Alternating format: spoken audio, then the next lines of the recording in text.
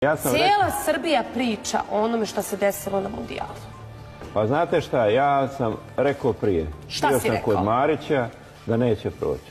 Sve sam rekao unaprijed. Zašto? Zato što su Bračevi došli prije toga. Gde bre došli? Da, došli su u hotelski sobe. Katar. Da, pripreme teren. Čekaj, šta su radili tamo? Slavni su hotelima i sve imaju raspored kretanja i svega ostalog. Zašto naši igrači nikoga nisu poveli? Ma ne trebaš vraća povesti. To ne povedeš sveštenika. Hajde da pogledamo zajedno, da pogledamo snimak gde žena jedna se baca u trans, baja nešto na tribinama, ne znam ni ja šta radi. Ja sam se prestravila kad sam to gledala. Šta je ovo? Znači, ona ima program koga treba da ruši. Sve igrače, ona je na sve igrače bacala magiju.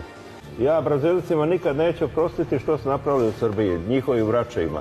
Ja sam im poslao poruku, mi se svi znamo. Čekaj, ti misliš da su i Švajcarci imali svoje vračeve? Imaju dva albanska vrača, a ostalo sve iz Afrike. Svaki vrač je plaćen $10 miliona. $10 miliona? Da.